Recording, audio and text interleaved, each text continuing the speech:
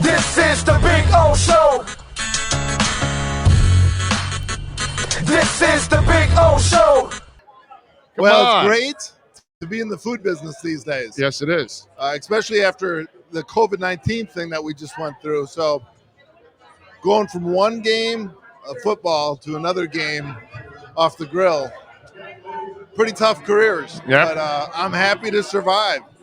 No doubt. And we're happy you're here, my brother. So how you feeling? How you feeling? I feel pretty good. I guess that's the main question people ask me these days is how am I feeling? I'm getting up there, though. You see my hair? I just got a haircut. I still have hair, but it's turning gray. And I feel pretty good considering I'm 57 years old and have been fortunate to be married for 33 years. Nice. My high school, college sweetheart. Nice. So, I feel pretty good, both physically and emotionally. I'm about to celebrate 29 coming up in a couple months. So I think that's amazing. Anytime you get over 10, you're doing good. Oh, yeah. If you get over 10, then you're really married once you're over 10. Yeah, you know? Probably have a couple kids by then. Yeah. Once I hear somebody, I've been married for a year or two, I'm like, yeah, you're playing house right now. Right. You're not even married Doesn't yet. count. Yeah, it doesn't count. Not yet. Yeah. You haven't paid your dues. By the way, what do you think about the boys now? 4 in a row right now. Oh, say it again. 4 in a row for the Dolphins. What do you think? The Dolphins, yes. 4 in a row. 4 weeks ago, we would have never thought that possible. But I'm going to the game tomorrow or Sunday, and I'm a firm believer we're going to be 5-0 and going maybe to the playoffs. So go ahead. That's right. There we go. Wait. All right, go ahead. There we go. All right. So 4-0. So you're already talking playoffs. Oh yeah. No, I'm not. But I do think that they were always better than the terrible start they had, and so I'm just glad they brought the fun back into the game. The defense being the core leader of that. Impressive to watch Tua and his accuracy coming fourth. That's what we kind of expected, and we're getting it. But I just really love the defense and how they continually try to spice things up in a game.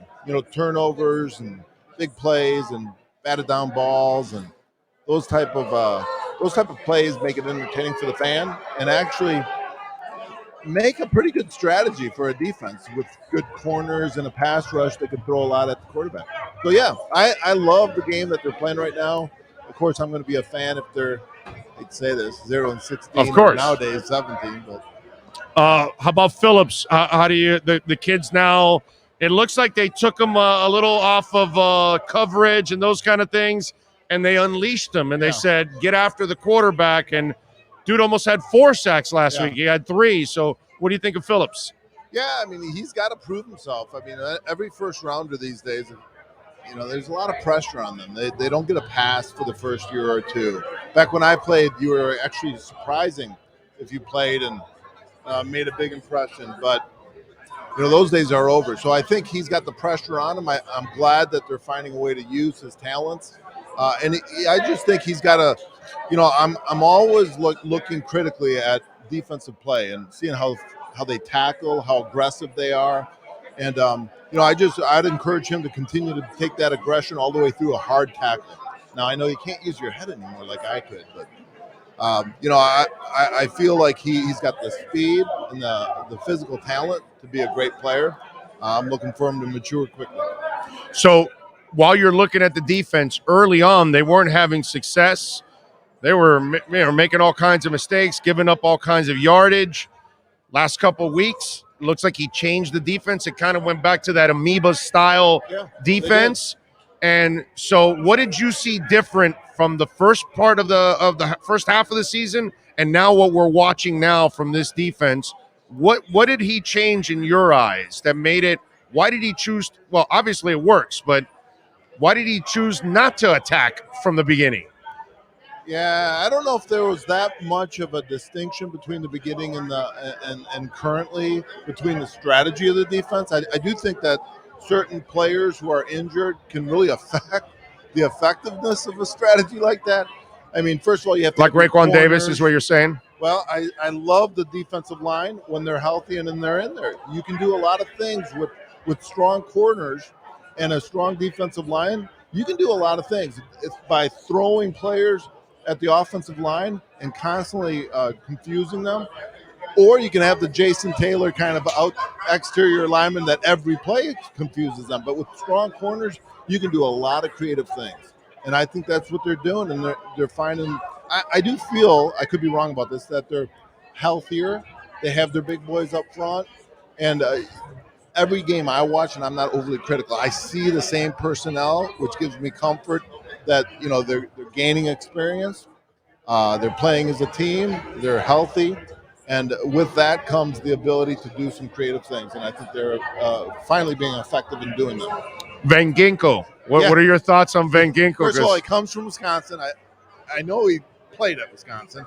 So I'm a Wisconsinite. So, of course, I'm going to follow that guy. And he's constantly putting pressure in unique ways on quarterbacks with the the giftedness that he has. And it's constant, like, the motor keeps going. He finds ways, creative ways of getting there to the quarterback. It's amazing, kind of, because I don't look at him and say, "Oh, there's my rush linebacker," or, right? But he is. Yeah, he gets there, and that's what's great about football. You get greatness in different ways. It's just not all one cookie cutter. It's like he has a knack for the ball. Javon Holland has that too. There's shit you can't teach, man. You can't teach this kind of stuff. Either you have it or you don't. And Van Ginkel has a thing that he just finds a way to make plays. I just wish he would bring back the big old pads from Wisconsin. Remember those big ass pads he was wearing in college? In the 80s and 90s. I know, but it was like a throwback the way he was. Huh? I never saw his college pictures, but yeah. Those big pads are out of fashion these days. Yeah. Shame though. I love them. I still got a pair in my office. Are you a Tua believer? I am. Yeah. I am. I really like him as a leader and a person. That always doesn't connect with the talent displayed on the field, but I think he's done a great job. And he may not be the Dan Marino quarterback that people expect or want to see. I had the good fortune of watching that in practice and in games. And you just don't see a lot of quarterbacks like that in the league this year. They're all possession-type quarterbacks. And, there are very few that constantly throw it 20 yards deep. And I think we got to get used to that with Tua. I think, he's a lot of possession receiving.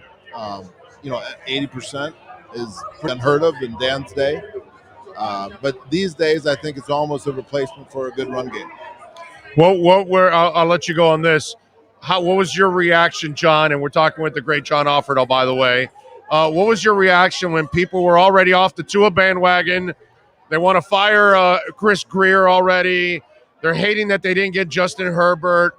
I mean, the amount of overreaction that was going on a month ago, now a month later, everybody's shut the hell up already, and they're not complaining nearly as much. But what were you thinking in the middle of that hell about a month ago? Well, that's what makes sports fun, is that, everybody's a head coach, and everybody was right yesterday, amazingly. So what was I thinking? I personally don't like a lot of change. I think teams need to groom and come together under a coaching staff. If you have a good coach and a good coaching staff, I think you got to really make a commitment, to build off that. Don't get me wrong; you have to replace people that aren't performing or doing it. But I'm glad they're coming back and showing the stability that we expected out of this team.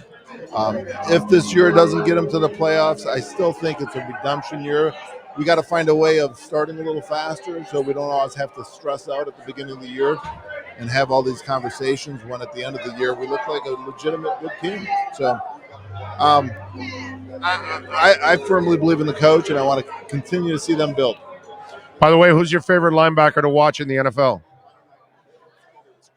Good question. I think before Devin Bush got hurt, I really enjoyed watching it. He's awesome. Don't get me wrong, I still enjoy watching him, but but Devin Bush is a beast. Yeah, I got to watch him in Michigan. I get you. And I thought, from sideline to sideline, he's a local too. Guy attacks. I mean, he is a beast. It's a good. That's a great question because I'm looking at the Dolphins and I'm saying which one of my favorite. I really like Roberts. and he doesn't get to play a lot. I shouldn't say that. Figures you would love the thumper. Yeah, he starts. Figures you would. I was while you were standing there. I don't even know if you remember it. There's a Pro Bowl game. You're in a freaking Pro Bowl game, and Eric Dickerson at the 1 yard line trying to punch it in, and you put him on his ass. Oh. All I remember. Do you remember that? I was so nervous at those Pro Bowl games. But you were, I mean, you're supposed to take it off, John. You're supposed to relax. Those were the most. You're supposed to games. let him go in. What the hell? Nowadays, it's like tag Figures games. you Landon Roberts his ass at the 1 yard line. Yeah. Well, if you watch him, he plays first, second down. They take him out on third downs, and I get that a little bit, but he brings an intensity, and he's kind of old school because he tackles the correct way. He tackles with his arms. He grabs anything, but he'll nail you. I know. And, he'll nail offensive linemen, and you're just watching him. He's you, dude. He's you. That's why you're watching him. You're watching him. Me and my boys, we do like contact. So, when I raised my boys up, I dropped them on the floor to get them used to contact. And I still lean in front of people that are about your size, quite honestly, because it's like alignment, and it's almost like an energy that wants me to hit you right in the head. Right. That is awesome. So, that is awesome. I enjoy watching him. Well, it's good to see you, my brother. Awesome. I appreciate you as always. Yeah, thanks for the support. Hey, let's see if we take the show next year to the food to your event and have some fun. All right. Yeah. Well, thank you very much. I appreciate you. Get that back and going after COVID. You got it. All right, John. Thank you, my brother. Appreciate you. That is the great John Offerdahl right there, man. Damn. Tony Nathan, Leslie, and now John Offerdahl. There you go. I mean, you can't beat that right there.